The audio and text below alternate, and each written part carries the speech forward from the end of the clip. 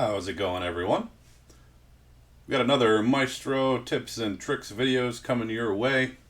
This video is going to cover more of that show page, talk a little more about all the parameters, including those advanced parameters available on that page, and some parameters that may be useful to you or you may want to adjust based on recommendations and comments that we've seen in the Facebook group. Some people asking for certain features. You may find that some of these parameters may get you those features that you're looking for.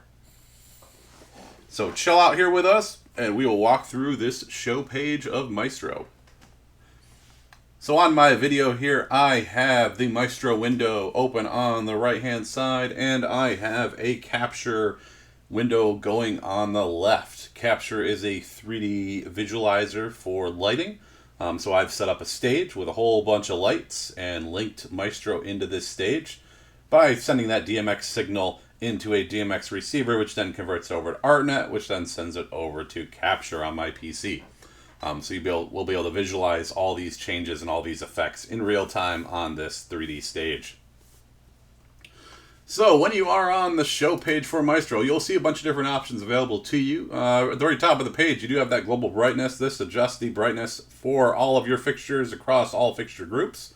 So if you want a quick way to black out all those fixtures temporarily, drag that down to 0, that'll get you blackout, or drag it back up to get your lights back on. Across the top here, you do have some buttons available to you. These are click and hold buttons, so you do have to hold them in order to trigger those specific effects. You have a blackout button. Clicking and holding that does black out your fixtures.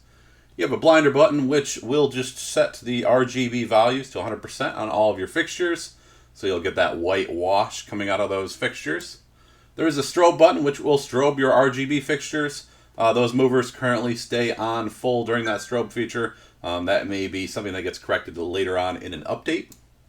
There is a fog button to trigger fog machines. I don't have any fog devices currently set up in Capture, so you won't see that effect going off.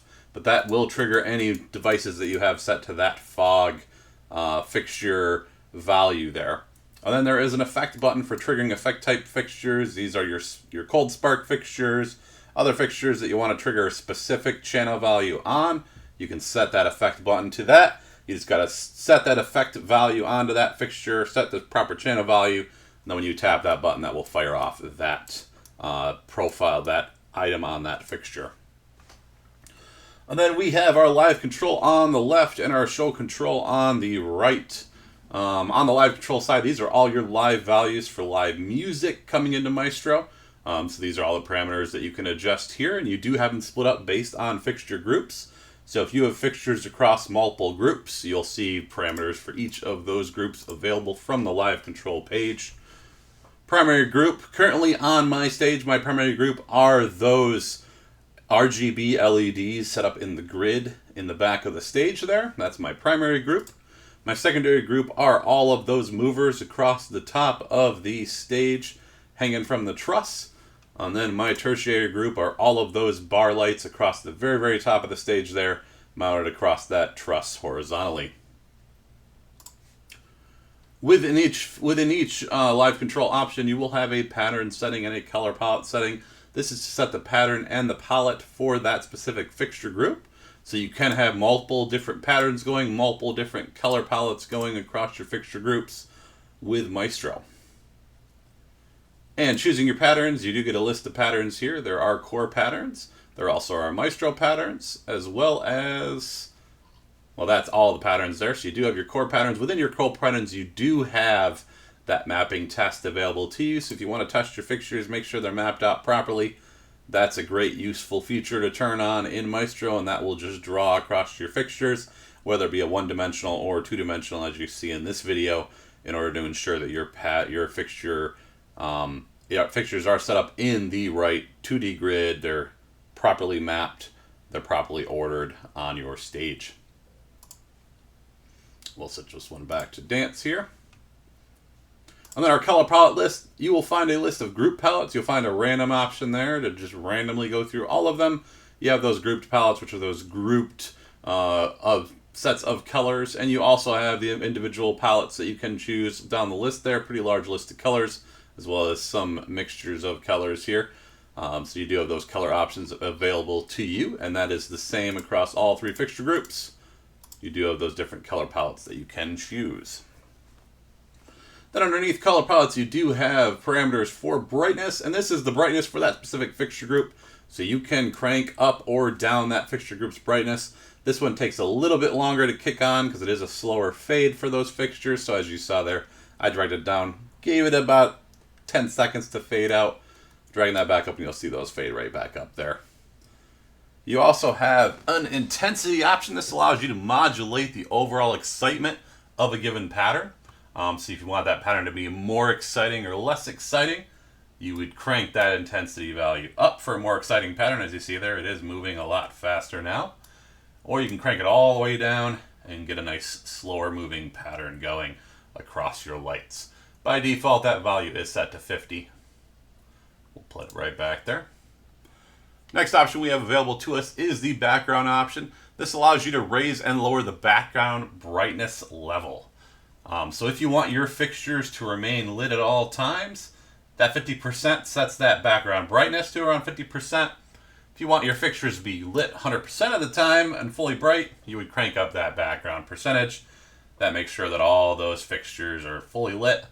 You can also crank this all the way down, and that will give you less overall background lighting to where the pattern's going to scroll across your fixtures, but you won't get as much of that background light shining through the rest of the fixtures. We will set that back to 50, and you'll see that background come right back up. And then we have the motion parameter. By default, this one is 100%. This allows you to control the amount of movement, pan, or tilt of your moving head fixtures. When you have full motion allowing the fixture, that allows it that full range of motion that you have set. As you turn that motion percentage down, those fixtures will move far less. So you have the option to adjust that as well. All of my movers are currently in that secondary group, and I do still have them as 100%. And then we have this allow blackout toggle. Now, allow blackout, based on the musical changes and sections, Maestro does have the ability to turn all fixtures in a given fixture group completely off. Setting that allow blackout allows Maestro to trigger that specific thing. If you've found that your fixtures are turning off when you don't want them to, it might be worth checking to make sure you didn't turn on that allow blackout setting, especially on your primary group if you like having those fixtures lit at all times. It's always good to double check to make sure that setting didn't get turned on accidentally. And then under live control, you also have advanced parameters. Those can be found via that arrow button off to the right of your primary parameters there. That will bring down advanced parameters, and you have a few more to play with here. Some of these may be useful to you depending on what you're looking for. Under advanced parameters, you do have speed. By default, this is 50%. This is the speed of the pattern. So the faster you crank that speed up, the faster that pattern moves. So as you see there, it's just going crazy right now on my screen. And if you crank that speed down, that slows down the speed of that pattern. By default, that is, again, 50%. And then we have energy. Depending on your pattern, energy will modify the brightness and color gradient of that pattern. I will talk a little bit more about this one here in a moment, because there is a feature that we did find that if you adjust a couple parameters, may get you what you're looking for. So we will bring that up here in a moment. And then we have attack. This is the time for the effects to onset. So if you like having your effects onset over a longer period of time, you would crank this value up. If you want that time to be shorter for those onsets, you would crank that attack value down. And then decay. This is going to be the time it takes for a pattern to decay or to fade out. So if you want to have those patterns last a little longer or have more of a longer lasting fade, you would crank that decay up. If you like having that pattern decay a lot quicker, a lot faster pace, not a really long, drawn out decay, you would bring that value down. So talking a little more about these parameters, some of the things you may find useful as you set up your lights with MaestroDMX. We have a lot of users that have brought up the subject of, MaestroDMX has my lights on at all times. Like right now there's no music playing and those lights are still lit. If you do want to find a way to have those lights fade to black, you may find that adjusting the background as well as the energy will get you that feature that you're looking for. So I turned down background and energy for my primary fixture group, and as you can see now, those primary fixtures are off. They are not lighting up, but none of those other values have been adjusted. My brightness is still 100%. My global brightness is still 100%, but that background wall is currently off. And as soon as I play some music, we'll see that background wall light right back up again. Now, one thing you will notice with this is you do lose that background brightness. So if you like having more light, that may not work for you because you do not get that background brightness when you turn this down. But if I turn that back up, now we have that background brightness going. So we'll pause that music for a minute here. But that is one setting you may want to play around with, especially if you want that specifically maybe for like a tertiary group.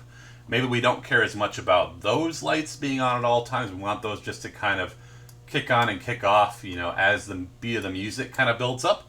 That's where you would potentially see cranking down that energy and background on your tertiary fixtures, or, you know, your uplights maybe, or fixtures behind the stage, or wash lights, things like that. You may see some benefit to adjusting your background as well as your energy for those lights, while still leaving your energy and background turned up on your primary fixtures.